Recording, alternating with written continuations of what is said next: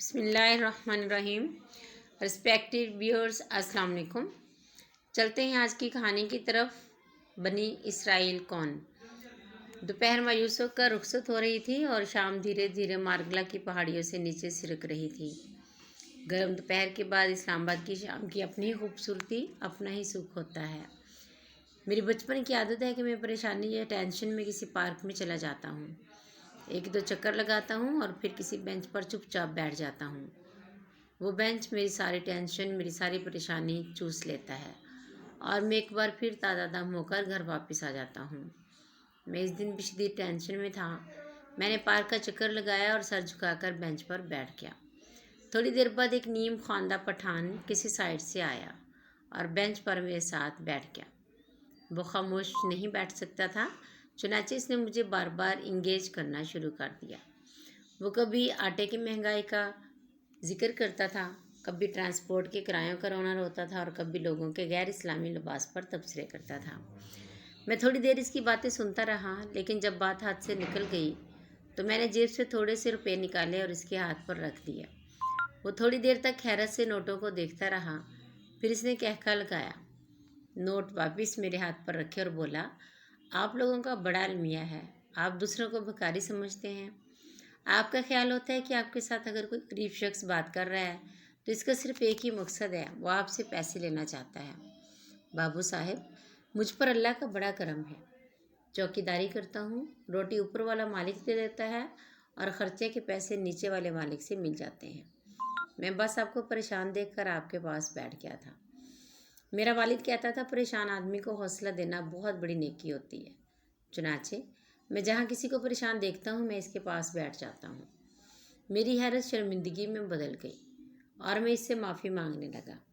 وہ ہنسا اور داڑھی کھجاتے کھجاتے مجھ سے پوچھا، کیا تمہارے پاس گاڑی ہے؟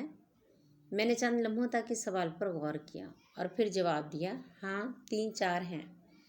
وہ بولا، تم کو پتہ ہے آج کل پیٹرول کی کیا قیمت ہے؟ میں نے ہنس کر جواب دیا، مجھے نہیں پتہ، ڈرائیور پیٹرول ڈلواتا ہے۔ اس نے کہکا لگا کر کہا، اور تم پھر بھی پریشان بیٹھی ہو؟ میں نے حیرت سے جواب دیا، گاڑی کا پریشانی کے ساتھ کیا تعلق بنتا ہے خان؟ وہ سنجیدہ ہو کر بولا، بڑا گہرا تعلق ہے۔ کیا مکان تمہارا اپنا ہے؟ میں نے جواب دیا، ہاں میرا اپنا ہے، بلکہ 3-4 ہیں۔ وہ مسکرایا اور پوچھا، کیا بیوی بچے بھی ہیں؟ میں نے فوراً ہاں میں جواب دیا۔ اس نے پوچھا، بچہ لوگ کیا کرتے ہیں؟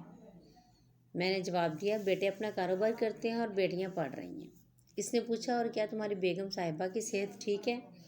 میں نے فوراً جواب دیا، ہاں الحمدللہ ہم دونوں ٹھیک ٹھاک ہیں، ہمیں اللہ نے مہلک بیماریوں سے بچا رکھا ہے۔ وہ بولا، اور کیا خرچہ پورا ہو جاتا ہے؟ میں نے اوپر آسمان کی طرف دیکھا اور جواب دیا، الحمدللہ خرچے کی کبھی تنگی نہیں ہوئی۔ اس نے کہکا لگایا اور میرے بازو پر اپنا ہاتھ رکھ کر بولا، اور بابو صاحب آپ اس کے بعد بھی پریشان ہیں؟ آپ نے پھر بھی منہ بنا رکھا ہے؟ آپ کو پتہ ہے آپ اب بنی اسرائیل ہو چکے ہیں؟ میں بے اختیار ہنس پڑا اور پہلی مرتبہ اس کی گفتگو میں دلچسپی لینے لگا۔ میں نے اس سے پوچھا، میں بنی اسرائیل کیسے ہو گیا اور بنی اسرائیل کیا ہوتا ہے؟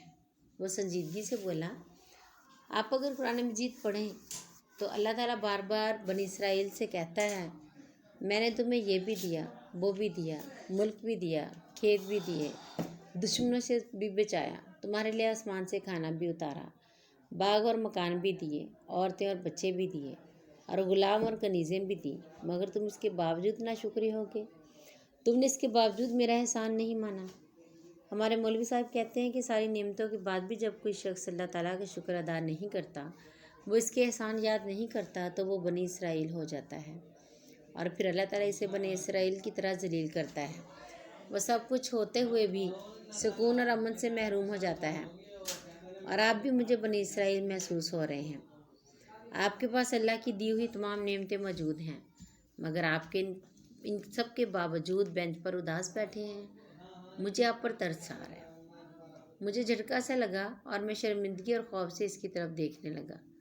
میں اپنے آپ کو پڑھا لکھا اور تجربہ کار سمجھتا تھا، بچپن سے اسلامی کتابیں بھی پڑھ رہا ہوں اور عالموں کی صحبت سے بھی لطف اندوز ہوتا رہتا ہوں، لیکن اب یقین کریں، بنی اسرائیل کی یہ تھیوری میرے لیے بالکل نہیں تھی۔ میں نے قرآن مجید میں جب بھی بنی اسرائیل کے الفاظ پڑھے مجھے محسوس ہوا اللہ تعالیٰ ناشکر اور نافرمان یہودیوں سے مخاطب ہے، یہ انہیں اپنے احسانات یاد کرا رہا ہے۔ لیکن کیا اللہ تعالیٰ کی نظر میں ہر احسان فرموش بنی اسرائیل ہو سکتا ہے؟ اور کیا قدرت اس کے ساتھ وہی سلوک کرتی ہے جو اس نے بنی اسرائیل کے ساتھ وادی سینا اور اسرائیل میں کیا تھا؟ یہ بات میرے لیے نہیں تھی۔ میں اپنی جگہ سے اٹھا، اس نیم خواندہ پٹھان کے ہاتھ کو بوسہ دیا اور پارک سے چپ چاپ باہر آ گیا۔ میں سارا راستہ اللہ کی ایک ایک نعمت یاد کرتا رہا، اس کا شکر ادا کرتا رہا اور اپنی آستینوں سے اپنے آنسو صاف کرتا رہا۔ میں کیا تھا اور میرے رب نے مجھے کیا بنا دیا؟ مگر میں اس کے بعد بھی پریشان اور مایوس رہتا ہوں۔ مجھ سے زیادہ بنی اسرائیل کون ہو سکتا ہے؟ مجھ سے زیادہ ان کے انتقام کو کون ڈیزرو کرتا ہے؟ میں روتا جاتا تھا اور اللہ تعالیٰ سے معافی مانگتا جاتا تھا۔